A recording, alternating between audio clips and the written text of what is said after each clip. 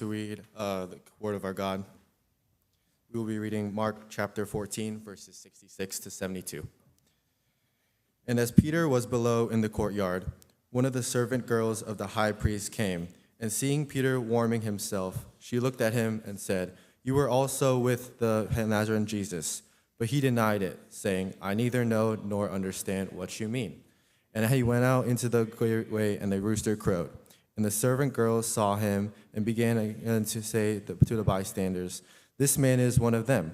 But again he denied it. And after a little while, the bystanders again said to Peter, "Certainly you are one of them, for you are Galilean." But he began to invoke a curse on himself and to swear, "I do not know this man of whom you speak." And immediately the rooster crowed a second time. And Peter remembered how Jesus had said to him, "Before the rooster crows twice, you will deny me 3 times." And he broke down and wept. That was the word of our God.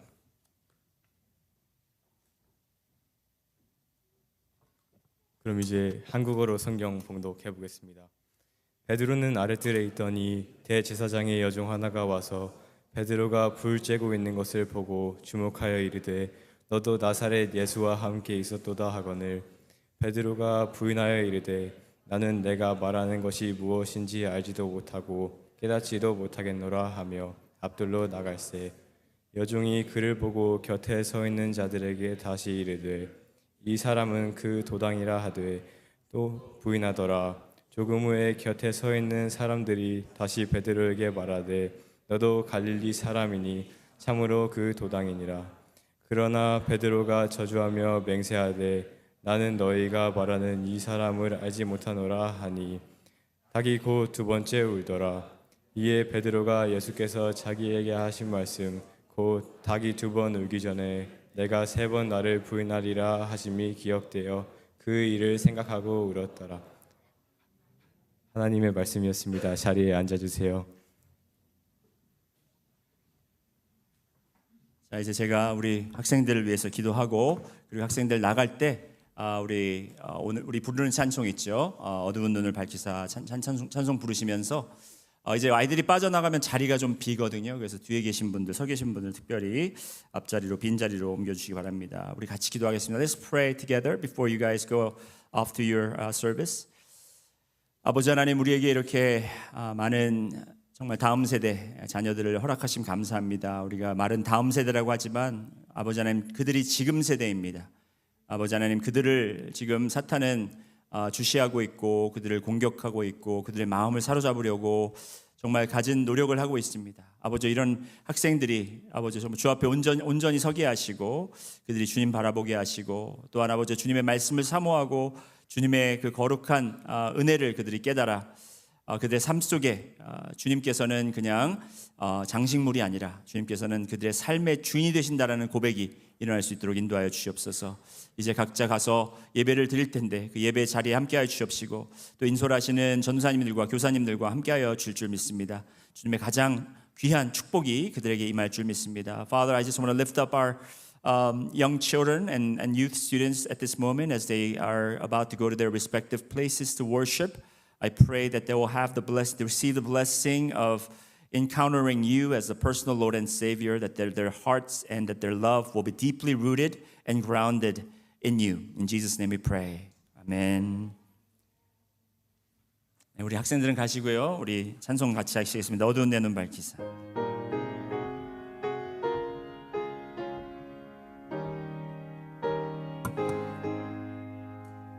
어두운 내 눈 밝히사 진리를 보게 하소서. 진리의 열쇠 내게 주사 참빛을 찾게 하소서. 깊으신 뜻을 알고자 엎드려 내 눈을 뜨게 하소서. 성령이여 막혀진 내 귀 여시사 주님의 귀한 음성을 이 귀로 밝히 들을 때에 내 기쁨 한량 없겠네. 깊으신 뜻을 알고자 엎드려 기다리오니 내 귀를 열어주소서. 성령이여. 아멘. 오늘 여러분에게 성령님이 임하셔서 여러분의 눈이 뜨이고 또 귀가 열리고 또 여러분의 마음이 활짝 주님께 열리는 그런 시간이 되기를 축복합니다. 오늘 이렇게 학생들과 같이 예배를 드리고 또 학생들이 또 예배에 참여해서 우리 전도사님이 이 성경 봉독도 준비를 아주 너무 잘 시키신 것 같아요. 제가 조금 걱정했는데 우리 학생들이 너무 잘 이렇게 또 봉독을 해주고 또 저희 둘째 아들이 오늘 찬양 인도를 한다고 앞에 서서 얼마나 얘가 일주일 동안 벌벌 떨었는지 몰라요. 근데 그 모습이 참 아름답더라고요.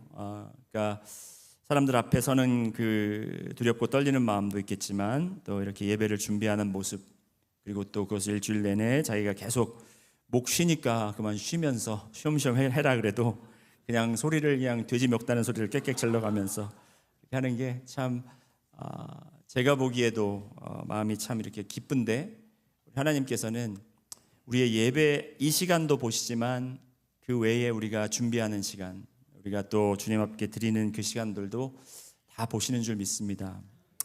오늘 우리가 마가복음서를 이제 계속 공부하고 있는데요, 저희가 함께 나눠보고 있는데 오늘 사실 본문은 43절부터 원래 저희가 봤어야 해요. 근데 너무 길어서 저희가 이제 끝부분만 보게 됐는데, 오늘 말씀에 저희가 먼저 보고 그리고 이 말씀을 통해서 우리가 제가 좀 이 모든 설교의 배경과 그리고 내용들을 좀 펼쳐서 여기에서 좀 그렇게 전하도록 하겠습니다. 먼저 마가복음 14장 50절을 여러분 함께 한번 보시기 바랍니다. 마가복음 14장 50절 함께 한 목소리를 읽어보시겠습니다. 시작. 제자들이 다 예수를 버리고 도망하니라. 너무나 짧은 구절이지만 이 구절이 저의 눈에 정말 이 돋보기로 그 말씀이 확 이렇게 올라오듯이 제가 말씀을 준비하는데 이 말씀이 그렇게 저의 눈에 들어온 거예요. 제자들이 다 예수를 버리고 도망하니라. 우리는 이미 그 이야기를 알고 있고 또 제자들의 그 후기의 삶을 알고 있기 때문에 이런 모습들이 그냥 지나칠 수가 있겠지만 이것이 얼마나 저의, 그리고 또 이것을 읽는, 그리고 또 제자들 본인들도 이것 때문에 얼마나 힘들었고 어려웠는가를 생각해 볼 필요가 있습니다. 3년을 예수님과 동고동락한 지금 제자들의 치부가 그대로 드러나는 구절입니다. 여러분은 만일 여러분이 성경을 쓴다면 아마도 실수한 것이나 부끄러운 것이나 과거에 잊고 싶은 것, 기억하지 않고 싶은 것들은 적지 않았을 거예요. 그런데 마가는 이 제자들이 다 예수님을 피해서, 그 사건을 피해서 도망한 것을, 예수님을 버리고 도망한 것을 이 짧은 복음서에 기록하고 있다라는 것입니다. 굳이 왜 기록을 했을까요? 자칫하면 예수님이 제자들을 잘못 가르치셨다라는 그런 오해를 살 수도 있고, 읽는 사람들 마음에 제자들은 결국에 비겁한 사람들이었다, 그 장면은 지워지지 않는 그들의 정말 흑역사 같은 이 사건을 적어놓은 이유가 분명히 있을 거라는 것입니다. 오늘 원래부터 저희가 본문으로 삼았던 43절부터 보면 이 모든 제자들이 도망갔지만 특히 세 인물에 오늘 마가는 조명을 비추고 있습니다. 가롯 유다라는 사람, 여러분이 잘 아는 예수님을 판 가롯 유다고요. 두 번째는 이름 모를 옷을 벗고 벌거벗은 모습으로 도망한 청년, 그리고 예수님을 3번 부인한 베드로, 그 세 사람입니다. 왜 12명이 다 도망갔으면 그 12명의 이야기와 사정을 다 이야기하지 않고 이 3명의 이야기만 했을까? 그리고 이 청년은 제자였을까? 아니면 제자가 아닌 다른 사람이었을까? 여러 가지 질문들이 있지만 여러분, 우리가 이 말씀을 보면서 이 세 사람의 어떤 공통점을 찾든지 아니면 이 세 사람이 각각 그 위치에서 우리가 따로따로 생각하는 것이 아니라 이 세 사람의 그 상황과 그리고 그들의 행동들을 엮어서 한번 오늘 우리가 봤으면 좋겠어요. 예수님을 도망했다고 했는데 예수님을 배반한 거죠. 예수님을 버린 거죠. 자, 여러분, 제가 말씀 들어가기 전에 한번 묻겠습니다. 여러분은 예수님을 배반한 적이 있으십니까? 없습니까? 어떻게 그렇게 자신 있게 말씀하시죠? 자신 있게 있다고, 배반한 적이 있다고 말씀하시는데, 여러분은 그리고 예수님이 만약에 정말 곤경에 처하시거나 가장 어려울 때 여러분 예수님을 옆에서 돕겠습니까? 아니면 그 자리에서 여러분의 상황이 위험하니까 도망가시겠습니까? 잘 모르겠죠. 우리가 그런 예수님의 그 제자들이 겪었던 그런 똑같은 상황을 저희가 만날 수 있을지 없을지는 전혀 모르겠습니다. 하지만 우리가 제자들을 바라보면서 그 제자들은 왜 그렇게밖에 살지 못했을까? 왜 그만큼밖에 되지 않았을까라는 생각을 갖는 것보다 제자들이 다 도망갔다면 여러분과 저도 그 자리에 있었다면 도망갈 수밖에 없었겠죠. 그런데 왜 도망갔을까? 여러분, 유다는 12제자 중에 한 사람이었습니다. 예수님을 따르고 싶어 했던 사람이 많았어요. 수많은 무리가 예수님을 쫓았고 예수님의 제자가 되기를 원했던 건 알지만 그 12를 택하셨을 때는 그 12이 굉장히 특별한 사람이었고 특별한 은사, 특별한 그 프리빌리지를 그들에게 준 거예요. 특권을 준 겁니다. 예수님은 그중 12만 가까이 두고 함께 그들과 동거동락하며 3년 동안 사역을 했어요. 그 12명 중에 유다라는 사람이 있었다라는 것입니다. 예수님께 가장 신뢰받던 자리 중에 하나였는데 그 사람이 예수님을 팔아넘겼다라는 거죠. 그리고 또 이름 모를 한 청년에 대해서는 성경에 알려진 바가 거의 없습니다. 유일하게 마가만 이 사람에 대해서 기록하고 있습니다. 왜 이 짧은 기록이 여기에 적혀 있는지. 그러나 분명한 사실 하나는 그도 예수님을 따르고 있었다라는 것을 오늘 말씀을 통해서 알 수 있습니다. 그리고 베드로는 설명을 안 드려도 여러분이 너무나 잘 아십니다. 제자 중에 가장 목소리가 컸고 제자 중에 항상 늘 앞장서서 그가 선두주자로 늘 굳은 일과 그리고 어떤 결단이 있을 때 늘 앞장서서 했던 사람이 바로 베드로였습니다. 예수님을 버리지 않겠다고 끝까지 죽기까지 따르겠다고 자신의 의지를 밝혔던 사람이에요. 그런데 이 세 사람의 이야기는 결국 예수님이 그 제자들과 유월절 만찬을 나누며 미리 말씀하신 대로 지금 다 이루어진 사건이라는 거예요. 우리가 그 말씀과도 그 다락방에서 그들이 유월절 만찬을 나누면서 또 겟세마네 동산에서 기도하신 그 사건과 쭉 연결해서 우리가 이 말씀을 봐야 할 필요가 있습니다. 마가복음 14장 27절에 내가 목자를 치리니 양들이 흩어지리라 라고 예수님이 말씀하셨어요. 그 따르겠다라는 마음은 있었지만 그 예수님이 정말 잡혀가셨을 때 제자들이 다 흩어진 예수님의 말씀대로 이루어진 결국에는 제자들의 실패로 끝났다라는 것입니다. 성경은 왜 이 수치스러운 사건을 기록해 두었을까? 저는 이 말씀을 읽은 모든 사람들이 특히 예수님을 진심으로 따르기 원했던 사람들에게도 예수님을 버리고 도망치고 다 내려놓고 싶은 순간이 찾아오기 때문이라고 생각합니다. 신앙을 포기하고 싶을 때가 옵니다. 내가 붙들고 있었던 것을 그냥 내려놓고 싶을 때가 있습니다. 오늘 본문은 바로 그 순간에 관한 이야기입니다. 어떻게 해서 그런 순간들이 찾아오게 되고 그럴 때 우리는 왜 그런 선택을 하는지. 먼저 우리가 유다를 살펴볼 텐데요. 유다가 예수님을 팔아넘긴 여러 가지 추측과 논쟁들이 있습니다. 의견들이 있습니다. 유다는 제자들 중에 재정을 맡을 정도로 그 계산이 뛰어난 사람이었어요. 그런데 우리가 성경을 아시는 분들은 유다가 가끔 그 예수님 사역을 위해 모아놓은 그 헌금에 손을 댄 것을 여러분은 알 수 있습니다. 개인적인 욕심으로. 그래서 많은 사람들이 추측하기를 유다는 돈의 눈이 어두운 사람이다라고 해요. 그래서 예수님을 돈의 눈이 어두워서 예수님을 팔았다라고 그렇게 추측할 수도 있습니다. 하지만 여러분, 유다가 예수님을 얼마에 팔았는지 기억하십니까? 30. 뭐가 30이죠? 은 30냥. 은 30냥이 지금 여러분 현재 돈으로 얼마 정도 가치가 있을까요? 은이니까 막 비싸겠지라고 생각하는데 30냥쯤 되니까. 그리고 왜 뭐 달란트나 뭐 셰클이나 뭐 이렇게 돈 단위가 나오면은 뭐 하루 뭐 1년 노동금으로 받은 그거 뭐 비슷하다라는 이런 이야기들 많이 들으셔서 은 30냥은 엄청난 양으로 엄청난 가치가 있다고 생각하는데 은 30냥은 지금 현재로 가치를 따진다면 500불에서 700불 정도밖에 안 돼요. 얼마 되지 않아요. 돈에 눈이 멀어서 예수님을 팔았다면 더 값을 올렸겠죠. 그런데 은 30냥에는 또 다른 숨겨져 있는 의미가 있습니다. 은 30냥은요, 출애굽기 말씀에 보면 율법을 하나님께서 모세를 통해서 주시는데 그 율법 중에 이제 남의 소가 나의 종을 쳐서 그 종이 죽으면 그 소의 주인이 그 죽은 종의 값으로 주는 것이 은 30냥. 여러분 좀 연결이 되시나요?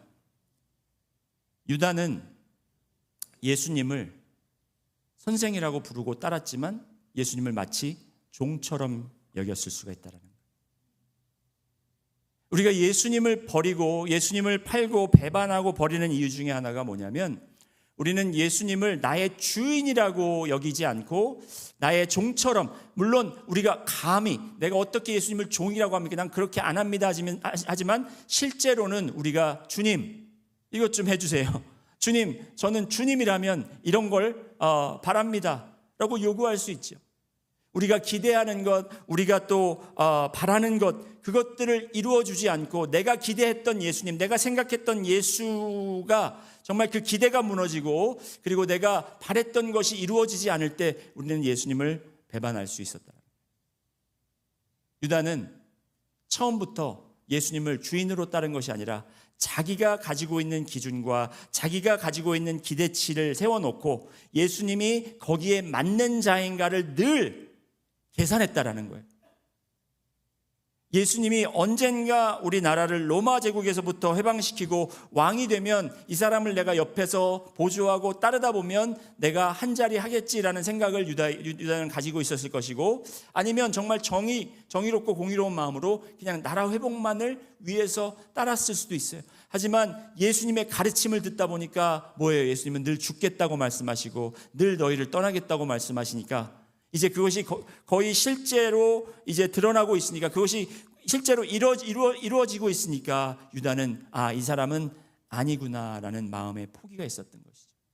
내가 기대했던 자가 아니구나, 내가 상상했던 Savior, 구주가 아니구나 라고 생각하고 그 마음속에 상처와 그 마음속에 정말 어떠한 큰 구멍이 생겼는데 그 구멍을 누가 공격합니까? 사탄, 마귀가. 여러분, 성경 말씀의 분명한 이유는 이 유다가 예수님을 판 분명한 이유는 뭐냐면 사탄이 그의 마음을 움직였다는 거예요. 그럼 목사님, 그건 사탄 잘못이지 유다 잘못이 아니잖아요. 그럴 수 있습니다.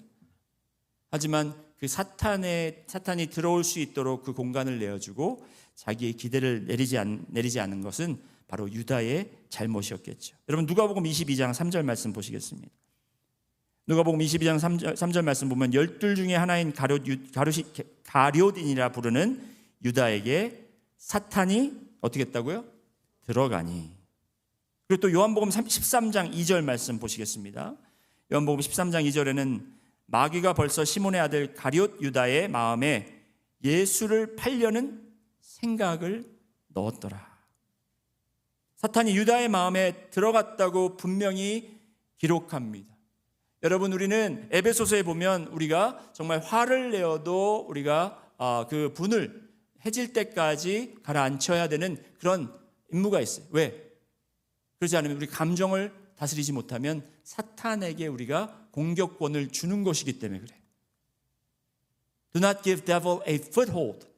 그가 당신의 발목을 잡게끔 하지 말아라는 거죠. 여러분 안에 있는 상처, 여러분이 가지고 있는 교회의 기대, 여러분이 가지고 있는 교역자, 아니면 직분자, 아니면 이 교회라는 공동체에 가지고 있는 기대, 그리고 성경에 대한 것, 하나님에 대한 이 모든 것들이 여러분의 생각과 여러분의 기준으로 있는데 그것이 맞지 않다고 생각해서 내 마음속에 분이 있고 내 마음속에 실망감이 있다면 여러분, 사탄은 분명히 그것을 건드릴 것이고 그 마음속을 움직일 거라는 거예요.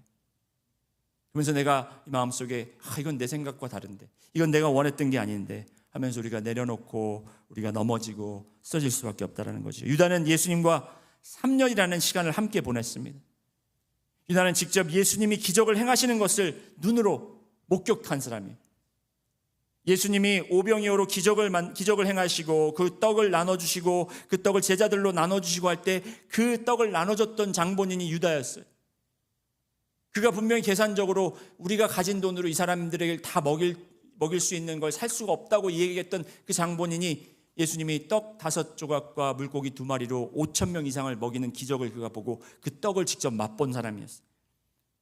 예수님이 배에 같이 있었을 때 그 풍랑이 일었을 때, 풍랑이 일어났을 때 그가 예수님이 그를 풍랑을 잠잠케 시키시는 그 기적도 그가 보았어요. 제자들이 배를 타고 갈 때 풍랑 때문에 그들이 죽을 것 같았는데 예수님 물 위를 걸어오시는 것도 그가 보았어요. 죽은 자를 살리는 것도 보았습니다.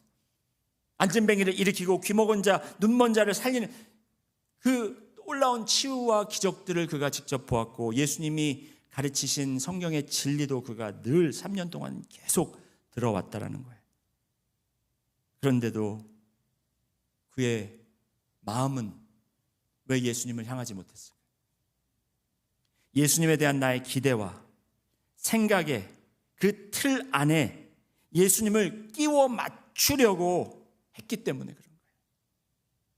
언젠가 그 기대와 실제 사이에 여러분 충돌이 일어날 때가 있다는 겁니다. 교회 나오면 모든 일이 잘 풀릴 줄 알았는데, 기도 열심히 하면 병이 나을 줄 알았는데, 내가 섬기면 기쁨이 있고 내가 섬기면 다른 사람들도 섬길 줄 알았는데, 그런 기대들이 어긋나는 순간들이 분명히 찾아온다는 거예요. 여러분, 유다의 문제는 체험이 없어서가 아니었습니다. 유다의 문제는 선생이 나빠서가 아니었어요. 유다의 문제는 진리를 듣지 못해서가 아니었습니다. 본인이 원하는 것이 주님이 원하시는 것보다 더 위에 자리 잡고 있었기 때문이에요. 여러분, 지난주 설교 기억하시나요? 왜 대답이 없어요? 기억하실 거예요. 제가 조금만 말씀드려도 여러분 기억하실 거예요. 깨어서 기도하라. 예수님이 겟세마네에서 기도하라고 그랬는데 왜 기도하라고 하셨죠? 첫 번째가 나의 뜻보다 하나님의 뜻이 더 우선이 되기. 지금 유다는요, 그 예수님이 기도하라고 했던 목적의 그 반대 상황을 지금 실행하고 있는 거예요.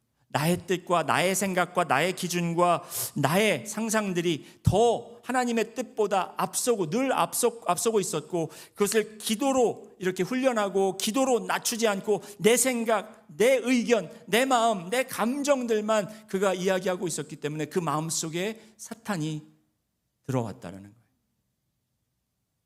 여러분, 우리가 분명히 알아야 되는 것은, 여러분은 분명히 지금 늘 복음을 듣고 계시고 늘 성경 말씀을 가지고 계시고 늘 좋은 교회에서 늘 훌륭한 목사님 밑에서 이렇게 섬기고 있습니다. 믿으시면 아멘 하시기 바랍니다. 제가 왜 이렇게 멋쩍죠? 우리가 몰라서가 아니라, 우리가 못 받아서가 아니라, 여러분, 우리가 기도하는 마음으로 나의 뜻대로 마옵시고 주님의 뜻대로 하옵소서 라는 그 자리에 우리가 나와야만 사탄이 틈타지 않는다는 거예요.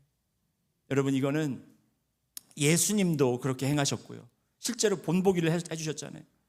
그리고 제자들, 예수님과 가장 가까이 있었던 제자들도 깨어서 기도하지 않으면 내 생각이, 내 기준이 자꾸 올라와서 이렇게 유다와 같은 엄청난 죄를 범할 수가 있다는 것입니다. 두 번째로 이름 모를 청년 이야기가 나옵니다. 여러분, 연결해서 생각해 보시기 바랍니다. 51절과 52절 말씀 우리 한번 보시겠습니다. 오늘 말씀에서 51절, 52절 같이 한번 읽어보실까요? 시작. 한 청년이 벗은 몸에 배 홑 이불을 두르고 예수를 따라가다가 무리에게 잡힘에 배 홑 이불을 버리고 벗은 몸으로 도망하니라. 저는요, 이 말씀을 사실 이게 이 내용과 이 분위기상 굉장히 엄숙하고 굉장히 슬픈 날이잖아요. 예수님이 잡혀가는 날이잖아요. 근데 51절, 52절 말 읽을 때마다 제가 막 웃음을 참을 수가 없어요. 이 장면이 너무 웃겨서. 어떤 한 청년이 예수님이 잡혀가시는데 쫓아가는데 배 홑 이불, 레넌 클로스를 그냥 두르고 있다라는 거예요. 배로 만든 이불처럼, 그렇죠? 이불을 두르고 있다가 예수님 어디 가세요? 가지 마세요. 그러면서 막 당신들 뭐 하는 겁니까? 그러니까 상상을 해보시라고요, 여러분. 막 이러고 있는데 그 예수님을 잡아가던 그 유대인 리더들의 그 종들이 너도 잡아갈까? 하니까 겁나서 그 겉옷을 그 이불을 벗어버리고 나체로 도망하는, 걸음아 날 살려라 하고 도망하는 장면. 여러분 마음속에, 생각 속에 제가 이상한 이미지를 넣었다면 용서해 주시기 바랍니다.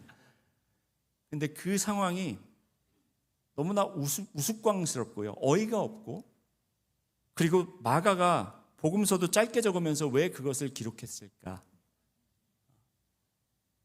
여러분, 이 청년이 누굴까요? 많은 사람들이 이 사람을 마가라고 합니다.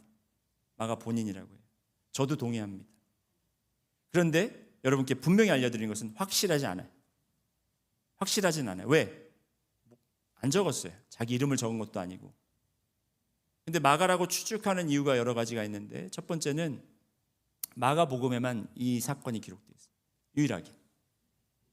그리고 이게 여기에 꼭 이 51절, 52절을 처음 읽으면 그냥 미친 사람인가 보다라고 생각할 수가 있어요. 근데 왜 미친 사람 이야기를 여기다 넣었을까? 미친 사람은 아니겠죠. 그리고 베옷을 이렇게 배 이불을 두르고 있었다라는 것은 이 사람이 자다가 일어나서 나온 건데, 자다가 일어나서 나올 정도로 이 사람이 예수님을 알고 있었고 예수님을 따르고 있었고, 그랬다면 예수님이 가장 가까이, 그 전에 있었던 곳이 어디였냐? 다락방이었어요. 여러분, 성경에 다락방이라고 하면 누구의 다락방을 생각하시나요? 마가 요한의 다락방을 생각합니다. 여러분, 오늘 이 말씀이 있기 전에 어떤 사건이 있었냐면, 예수님이 먼저 제자들을 보내서 너희가 동네로 가서 거기에서 어떤 남자가 물동이를 이고 가는 것을 보면, 그게 특이한 모습이라고 그랬죠. 여자들이 주로. 그러니까 약간 지금 그 비밀리에 지금 작업이 일어나고 있는 거죠. 미리 예수님이 그렇게 어레인지를 해놓으신 거예요. 남자가 물동이를 이고 가는 것이 사인이야. 그 사람을 그냥 따라가면 돼. 왜? 장소를 유대 장로들이 알면 안 되니까. 그래서 따라간 곳이 다락방이었어요. 그 다락방이 바로 이 마가의 부모님의 집의 다락방이었을 확률이 높습니다. 이것도 정확한 건 아니에요. 그런데 이게 왜 중요하냐면요, 여러분, 이 마가라는 사람, 만약에 이 청년이 누구였든지 간에 그 정도로 위험할 걸 알면서도 예수님에게 비밀 장소를 제공해 줬고, 위험한 걸 알면서도, 그리고 정말 그 급한 마음에 예수님을 잡혀가는 걸 어떻게라도 막고 따라가기를 원해서 그가 그냥 옷도 입지 못한 채로 따라 나왔다라는 거예요. 여러분, 확실한 건 그거잖아요. 이 사람이 따라가는 거, 예수님을 따라갔다고 하잖아요. 그렇죠?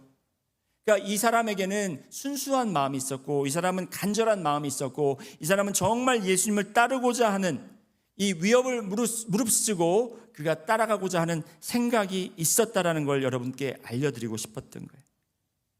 그런데 이 도망한 청년이 마가였다면 왜 마가는 자기 자신의 부끄러운 이야기를 이 복음서에 직접 기록해 두었을까요? 여러분, 마가는 분명히 43절부터 이 72절까지 이 말씀들을 적으면서 제자들의 실패한 것, 제자들의 이야기만 적어놓으면 제자들 잘난 척하더니 잘됐다라고 그런 식으로 표현할 수가 있는데, 자기 이야기까지 넣으면서 이것은 제자들의 이야기고 나의 이야기고 여러분들의 이야기가 될 수 있다는 것을, 정말 우리가 아무리 예수님을 나의 정직한 마음과 나의 간절한 마음과 내가 온전한 마음으로 주님을 따르려고 해도 때로는 우리가 위험함 때문에, 때로는 우리가 그냥 순간적으로 우리가 예수님을 버리고 도망할 수밖에 없는 상황들이 생길 수 있다라는 것을 우리에게 알려주는 거예요. 여러분, 성경에는 늘 정확한 것, 그리고 잘한 것, 100점짜리 케이스들만 보여주는 게 아니라, 여러분, 우리가 복음을 온전히 이해하려면 우리가 얼마나 용서받지 못할 사람들이고 얼마나 자격이 없는 사람들인 것을 우리가 그걸 깨닫는 것이 복음을 깨닫는 첫 스텝이라는 거예요. 내가 잘나서 내가 잘해서 얻는 그게 복음이 아니라, 내가 정말 잘하려고 해도 안 되는 이 나약함과 이 어리석음과 정말 나의 이 치부가 다 드러나도 그래도 나를 사랑하시고 나에게 은혜를 베푸신 주님을 만나는 것이 그게 복음이라는 거예요. 여러분, 이 청년이 보여준 건 뭘까요? 예수님이 겟세마네에서 기도하시다가 제자들을 바라보고 그들이 조는 것을 보고 너희가 1시간도 깨어 기도하지 못하겠느냐. 깨어 기도하라.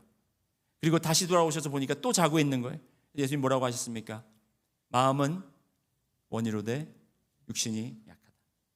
지금 이 청년은 마음이 원이로되 육신이 약한 걸 보여주는 거예요. 마음은 따라가고 싶어요. 간절해요. 예수님 붙잡고 싶습니다. 그리고 예수님이 잡혀가는 걸 어떻게든 막고 싶습니다.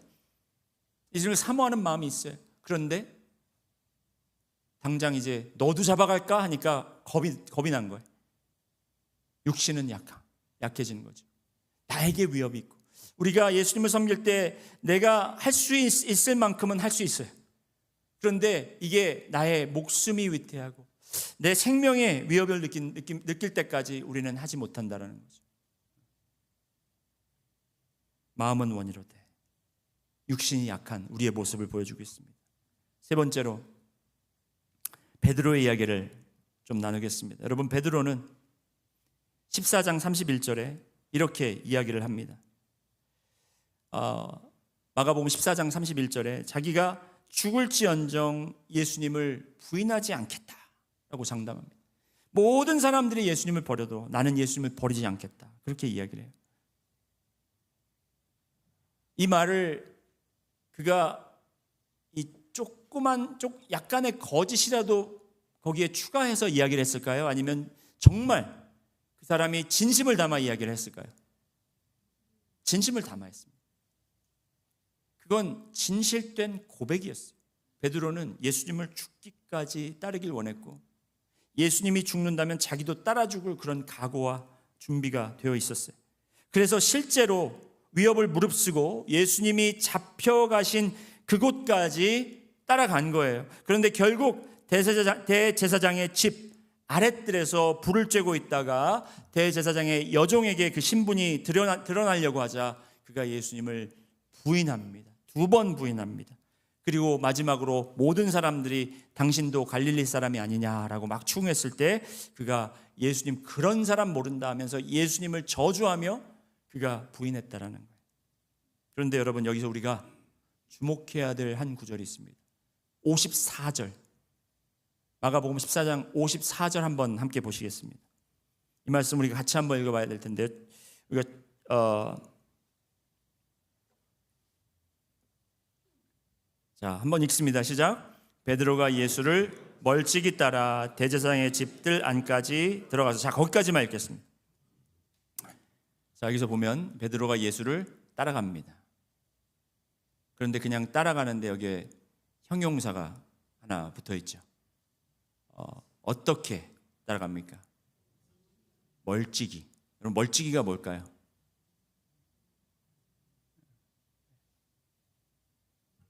영어로는 at a distance. 그죠? 근데 이 멀찍이라는 게 사실 제가 우리 옥승진 집사님 앉아있는 이것도 멀찍이라고 이야기할 수 있어요.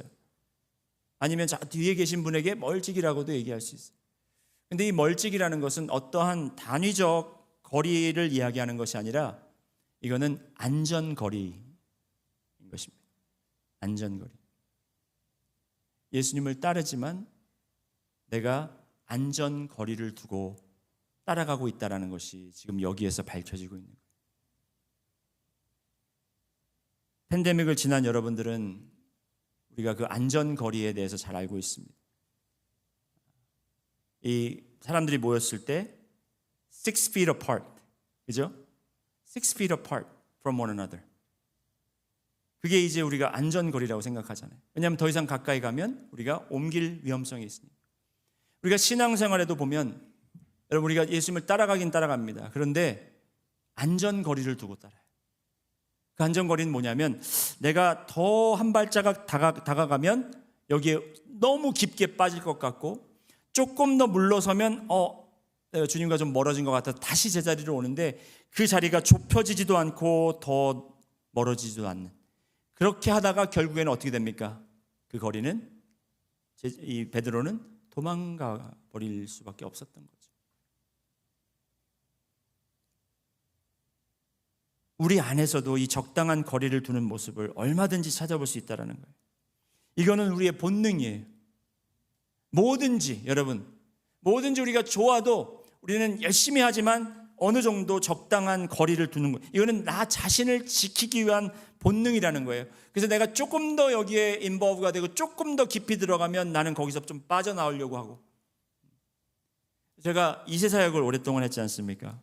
2세 사역을 하다 보니까 우리 2세들의 특징은 뭐냐면 굉장히 솔직해요.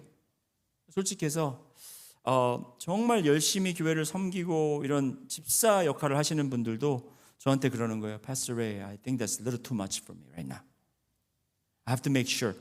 그러면서 저한테 이렇게 파일을 그려주더라고요. 이렇게 파일을 동그랗게 그려서 지금 자기의 삶이 이렇게 나뉘어져 있는데 이 정도가 교회고 이 정도가 가족이고 이 정도가 직장이고 이 정도가 앞을 위한 성공이고 이렇게 하는데 지금 교회 파이가 너무 늘고 있다라는 거예요. 그래서 자기는 이걸 좀 줄이고 안 하겠다라는 것이 아니라 이걸 좀 줄이고 내가 가정을 돌보는데 조금 더 지금 신경을 써야 될 때라고 너무나 자신 있고 확고한 모습으로 저한테 그 이야기를 하는 걸 제가 많이 경험을 했었어요.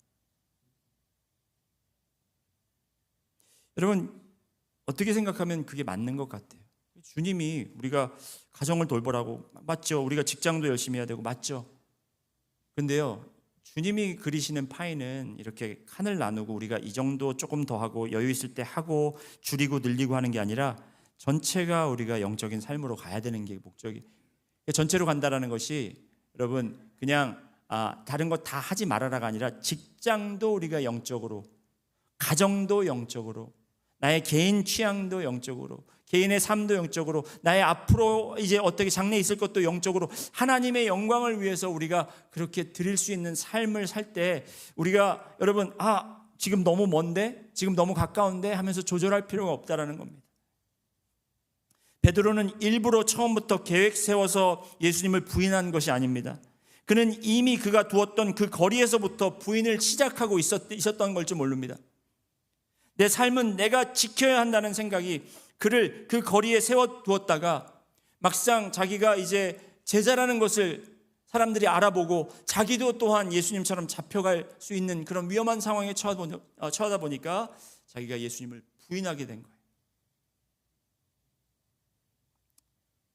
여러분 오늘 본문은 제자들이 다 예수님을 버리고 도망한 것으로 끝나지 않습니다. 오늘 말씀에서 가장 중요한 것은 바로 이것입니다. 첫 번째는 예수님의 침묵. 따라해 보실까요? 예수님의 침묵. 그리고 두 번째는 베드로의 눈물. 예수님은 대제사장의 뜰로 끌려가셨습니다. 여러분 이 자체가 벌써 불법적인 재판 상황이 지금 이루어지고 있는 거예요. 온전한 재판을 하려면 제사장의 뜰로 가는 것이 아니죠. 그리고 이 시간에 은밀한 곳에서, 은밀한 장소에서, 은밀한 시간에 하는 것이 아니라 모든 사람들이 보는 앞에서 그렇게 해야만 했습니다. 그러니까 이 재판은 불법적인 거였어요. 그리고 그들이 가져온 증인들, 세운 증인들은 온갖 거짓 증인으로, 거짓 증거로 예수님을 몰아세웠습니다. 그러면 여러분 같으면 법적으로도 맞지 않고 그리고 여러분에 대해서 잘못 증거를 하고 있는 사람들이 여러분을 막 이렇게 핍박하고 그런다면 여러분은 어떻게 하시겠습니까? 그 상황 속에서. 이거 말도 안 된다고. 이 상황을 다시 한번 생각해 보자고 하면서 그걸 어떻게 제대로 돌려놓으려고 하겠죠. 누명을 벗으려고 하겠죠. 그것이 우리의 당연한 해야 되는 일이겠지만 예수님은 그렇게 하지 않으시고 침묵하셨다는 거예요. 왜 침묵하셨을까요? 할 말이 없으셔서? 아니죠. 예수님은 지금 이 상황은 억울하고 이 상황은 맞지 않지만 그가 죽음을 맞이해야 됐기 때문에 그래요. 예수님이 죽으시는 것은 예수님을 끌고 간 사람들 때문이 아니었습니다. 예수님에게 온갖 누명을 씌운 거짓 증인들 때문도 아니었습니다. 그를 재판한 유대 종교 지도자들 때문도 아니었습니다. 예수님이 죽게 된 것은 오직 하나님의 계획이셨고 하나님의 뜻이었기 때문이라는 것이. 예수님이 할 말을 안 하신 것은 그들 앞에서 할 말이 없어서가 아니라 주님 앞에 묵묵히 순종한 예수님의 모습을 우리가 보이신 거예요. 이사야 53장 7절에 말씀한 것처럼 정말 그가 우리를 위하여 모든 것을 내놓고 그가 억울함을 당하고 그래도 양이 침묵한 것처럼 예수님은 그 앞에서 침묵하셨고 그 안에서 잠잠히 하나님의 말씀에 하나님의 뜻에 순종했다라는 거예요. 누구를 위해서? 첫 번째는 자기를 다 버리고 도망간 제자들을 위해서. 예수님은 이미 아셨죠.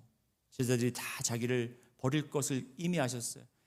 목자를 치면 양들이 다 흩어지리라 말씀하시고 지금 이 떡 광주리에 같이 손을 넣는 자가 나를 팔리라. 그리고 베드로야 너는 나를 3번 부인하라. 다 아셨어요. 그런데도 불구하고 예수님은 묵묵히 이 자리를 지키셨고 묵묵히 그가 죽음과 고난을 감당하셨다라는 거예요. 왜? 그 연약한 인간들을 아시고 그 연약한 인간들의 죄를 보신 그 죄와 그 허물들을 보신 것이 아니라 그 죄와 허물 때문에 예수님이 의로움으로 그들을 위하여 죽으시고 그들 대신 의로움을 그들에게 허락하실 수밖에 없었기 때문이라는 거예요. 그렇다면 예수님은 왜 제자들에게 그런 말씀을 하셨고 미리 경고를 하셨을까요? 거 봐라 나는 이미 다 알고 있다. 이걸 자랑하기 위해서였을까요? 베드로야 닭이 울기 전에 네가 나를 3번 부인하리라. 그래서 닭이 울게 되면 네가 내가 지금 이 말한 것을 기억하고 거 봐라 생각해라 그리고 후회해라 이렇게 해서 말씀하셨을까요? 베드로를 창피하게 베드로가 후회하게 만들기 위한 말씀이 아니라 여러분 닭 울음소리는 마치 알람 소리 같은 거예요. 알람 소리. 꼬끼우 이렇게 하면 이 소리가 들리면 베드로가 잠에서 깨어나는 거죠. 어떤 잠에서? 나는 예수님을 이렇게 열심히 따르고 있고 나는 예수님을 이렇게 예수님께 이렇게 충성하고 있는데 내 힘과 내 의지로는 결국에는 나는 예수님을 부인하는 자리에 설 수밖에 없구나 라는 그것에 깨어나라는 거죠. 그 진리에 깨달으라는 거죠. 예수님의 은혜는 우리의 약함과 수치를 드러내는 데 있지 않고 오히려 그런 약해 빠진 우리의 모습을 이미 다 아시기 때문에 우리를 위해 대신 죽으신 것입니다. 여러분 유다와 베드로의 차이가 뭔지 아세요? 유다는 중죄고 베드로는 경죄죠. 유다는 팔아넘겼으니까 더 나쁜 놈이고 베드로는 그냥 부인한 것뿐이니까 좀 덜 나쁜 놈이고 그런 건가요? 아니죠. 베드로와 유다의 차이는 바로 그 눈물의 회개였다라는 거예요. 눈물의 회개. 유다는 예수님이 십자가에 죽으시는 것을 보고 그 고통을 견디지 못해서 스스로 목숨을 끊는 길을 택합니다. 어떤 사람들은 이걸 보고 그래도 자기가 잘못한 걸 뉘우쳤으니까 그래도 대견하다라고 생각하시는 분들이 있어요. 여러분 아니에요. 대견한 게 아니에요. 이거는 교만의 극치입니다. 자기가 잘못한 걸 알았으면 거기서 회개해야죠. 회개하고 돌이키고 주님 앞에 나오면 그는 죄사함을 받았을 것입니다. 그런데 죄사함을 택한 것이 아니고 회개를 택한 것이 아니라 내 목숨은 내가 스스로 끊겠다라고 자기 자신을 저주했고 자기 자신을 판단한 것이죠.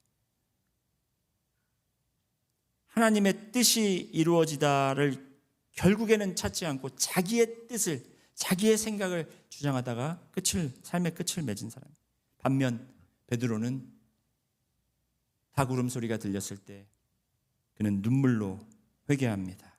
오늘 바로 이 차이가 말씀의 핵심이에요. 여러분 지금 여기 계신 분들 중에 지금 여러분이 나는 포기해야지. 나는 이 정도밖에 안 돼. 정말 그 좌절감에 빠지고 예수님에 대한 실망, 교회에 대한 실망, 그것보다도 더 나 자신에 대한 실망과 하나님에 대한 약간 실망, 그것 때문에 우리가 다 내려놓고 그냥 돌아서려고 하시는 분들이 분명히 있을 것입니다. 지금 아니더라도 나중에 그런 일이 생길 수 있겠죠.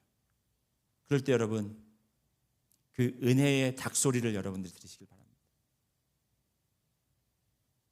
예수님께서 그것을 아시고 경고하십니다. 네가 잘못한 것을 알고 거기 슬픔에 잠겨서 돌아서는 것이, 그것이 내가 원하는 것이 아니라 그 닭소리가 들렸을 때 너는 나에게 다시 돌아오면 된다. 왜냐하면 주님은 그것 때문에 죽으셨잖아요. 여러분의 연약함 때문에 죽으셨잖아요. 여기서요, 우리의 잘한 것과 우리의 강한 것들을 자랑할 사람들이 한 사람도 없어요. 도토리 키재기 아시죠? 우리끼리는 뭐 조금 우리가 뭐 이거 잘하니까 이렇게 할 수 있겠지만 주님 보시기에는 똑같은 죄인이고 우리가 우리를 구원할 수 없는 그런 존재들이에요.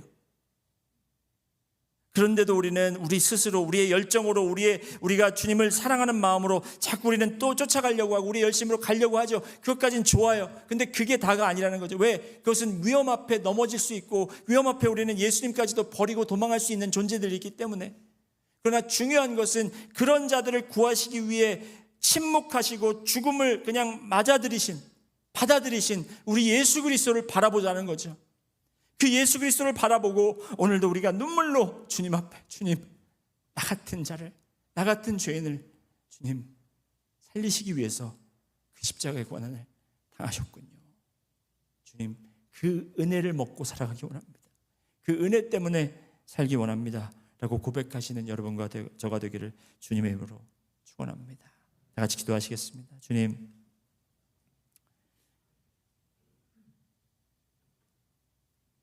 신앙은 우리가 더 잘하고 우리가 더